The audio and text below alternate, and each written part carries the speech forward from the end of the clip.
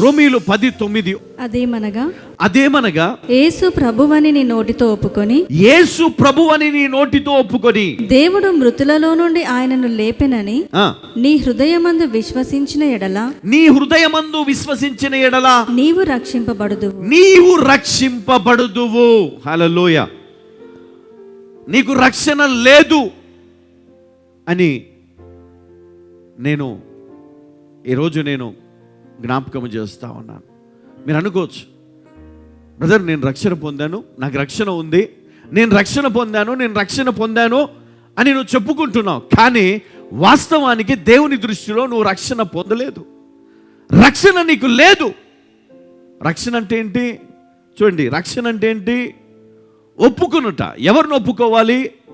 యేసు క్రీస్తును ఆయన ప్రభువని ఒప్పుకొనిన ఎడల. హల్లెలూయ. ఆయన ప్రభువని ఒప్పుకొనిన ఎడల. చదువుమా. యేసు ప్రభువని నీ నోటితో ఒప్పుకొని, దేవుడు మృతులలో నుండి ఆయనను లేపెనని నీ హృదయం. ఎందుకంటే చాలా మట్టుకు ప్రజలు యేసుక్రీస్తు చనిపోయాడు, అక్కడితోటి అయిపోయింది, బంధము తెగిపోయింది అనుకున్నారు. కానీ ఇక్కడ మనం చూస్తే తండ్రి అయిన దేవుడు ఆయనను మృతులలో నుండి తిరిగి లేపను అని నువ్వు నమ్మిన ఎడలా. చదువుమా. నీవు రక్షింపబడుదువు. ఏం జరుగుతుందండి?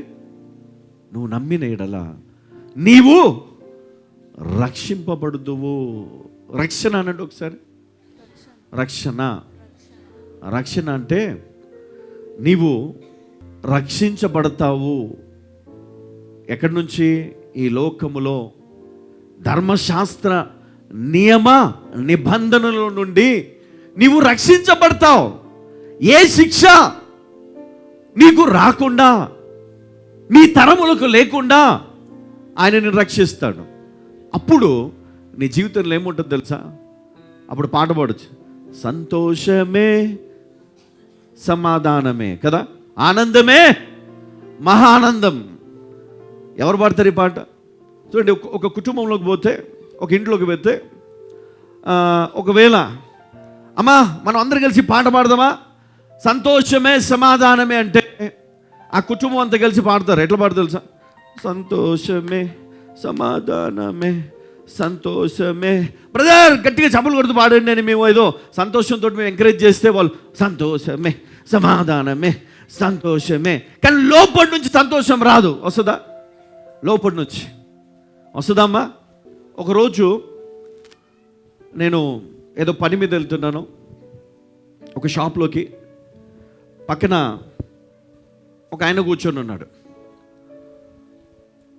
నేను అనుకున్నాను ఏదన్నా ఇస్తే బాగుండు, ఆయన చూస్తే నాకు మనసు చాలా బాధేస్తుందని చెప్పి నేను వెంటనే ఒక 100 రూపీస్ తీసుకొని వెళ్తూ నీ చేతిలో పెట్టి కొంచెం దూరం వెళ్ళిపోయాను. ఆయన ఇట్లా పట్టుకొని పక్కకు పెట్టాడు. మరి ఎందుకో తీసి ఇటు చూసుకున్నాడు. 100 రూపాయలు కనబడింది. అక్కడి నుంచి లేచి నేను కార్ దగ్గర పోతున్నాను. ఆ కార్ దగ్గరకు వచ్చి అయ్యా తాళమొక్కుతా ఉన్నాడు.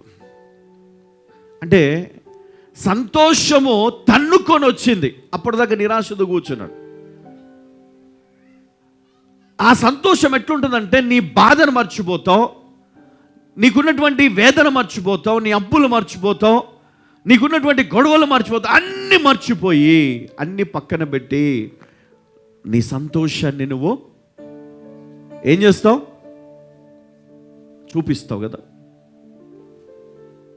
దేవుడు అలాంటి సంతోషాన్ని నీ జీవితంలో ఇవ్వాలని ఆశపడతా ఉన్నాడు. అప్పుడు వ్యాధి ఉన్నా, లేమి ఉన్నా, ఇబ్బందులు ఉన్న, కష్టం ఉన్న, నష్టం ఉన్న, శత్రువులు కత్తి నీ పీక మీద పెట్టినా నువ్వు భయపడవు. నీ లోపల సంతోషం ఉంటుంది. ఎందుకంటే వీడు నన్ను ఏమి చేయలేడు కదా, ఇది నన్ను ఏమి చేయలేదు, ఈ సమస్య నన్ను ఏమి చేయలేదు. ఎందుకంటే నాకు రక్షణ ఉంది. ఏముంది? నాకు రక్షణ ఉంది. నేను క్రీస్తు ఆయన ప్రభు అని నేను ఒప్పుకున్నాను. చాలామంది ఒప్పుకున్నారు, తెలుసు. నేను ఒప్పుకున్నాను బ్రదర్. నేను ఒప్పుకోలేని ఎవరు చెప్పారు? నేను ఒప్పుకోలేదని ఎవరు చెప్పారు?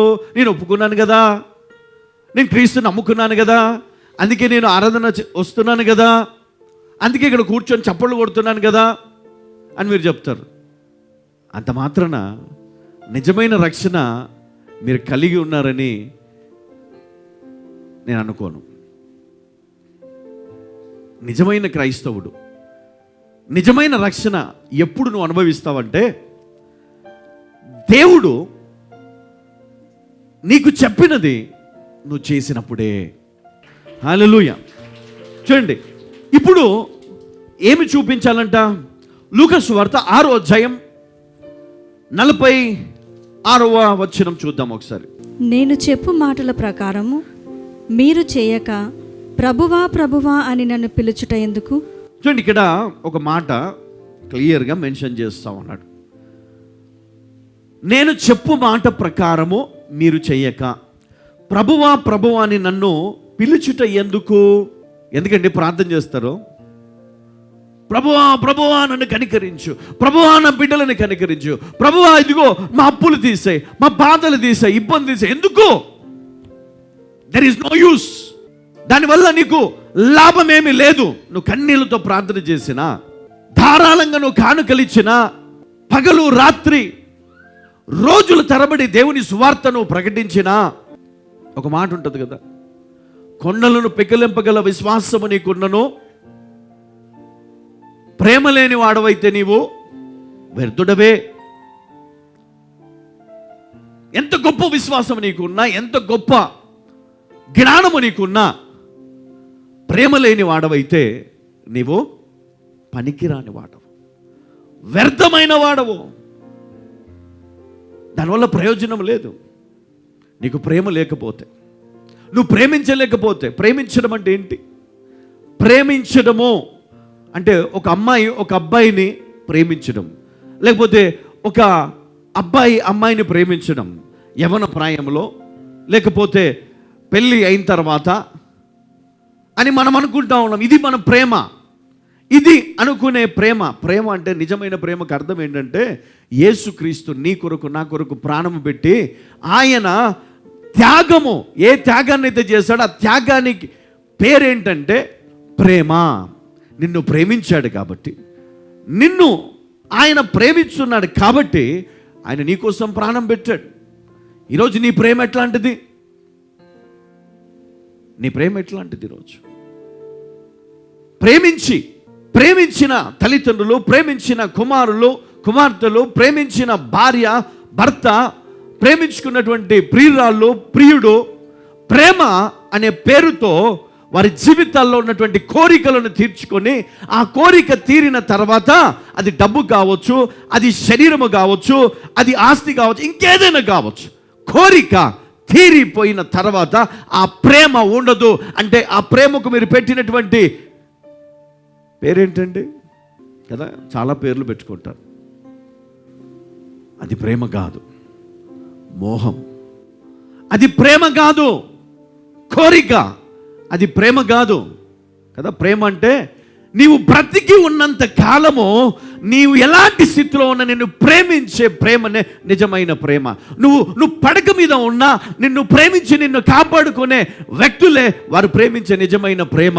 నీకు ఉన్నప్పుడు ఒకలాగా, లేనప్పుడు ఒకలాగా నిన్ను చూసుకునే ప్రేమ అది నిజమైన ప్రేమ కాదు. నీకు అందం ఉన్నప్పుడు, అందము లేనప్పుడు ఒకేలాగా నిన్ను చూసుకునే నిజమైన ప్రేమను కలిగి ఉన్న నాడే నువ్వు యేసుక్రీస్తు ప్రేమను నువ్వు తెలుసుకోగలుగుతావు. ఈరోజు నీకున్నటువంటి స్వార్థపూరితమైనటువంటి హృదయము, నీ స్వార్థపూరితమైనటువంటి ఆలోచనల చేత నీకు లాభం ఉంటేనే దేవుని ఆరాధిస్తావు, నీకు లాభం ఉంటేనే దేవునికి కానుక ఇస్తావు, నీకు లాభం ఉంటేనే దేవునికి దశమ భాగం ఇస్తావు. నీకు లాభం లేకపోతే దేవుని దగ్గరికి నువ్వు రావు. నీకు లాభం లేకపోతే దేవుని నువ్వు ప్రార్థించవు, దేవుని ఆరాధించవు. నీకు లాభం లేకపోతే దేవుని ఎదుట నువ్వు సాక్ష్యము చెప్పలేవు. లాభం ఉంటేనే నువ్వు ఏదైనా చేస్తావు. నరుడా, ఓ యవన కుమారుడా, ఓ యవన కుమార్తె, లాభము లేని నువ్వేమైనా చేస్తావా? చెయ్యవు. ఎందుకు? నీ యేసయ్య లాభము లేకుండా, ఆయనకు తెలుసు నేను పలాని రోజు చచ్చిపోతాను, పలాని వాడు నన్ను అప్పగిస్తాడు, పలాని చోట నన్ను అవమానిస్తారు, ఇదిగో నా పైన ఉమ్మి వేస్తారు, నన్ను కొరడాలతో కొడతారు, మేకులతో సిలువ వేసి బల్లెముతో నన్ను బాధ పెడతారు, ఇదిగో నన్ను సమాధి చేస్తారు, 3వ రోజు నేను తిరిగి లేస్తాను అన్నీ తెలిసి కూడా ఆయన వచ్చి ఆయన తన్ను తాను అప్పగించుకొని తన్ను తాను నీ కొరకు ఆయన ప్రేమతో తనను తాను అప్పగించుకున్నాడు. హల్లెలూయా, హల్లెలూయా.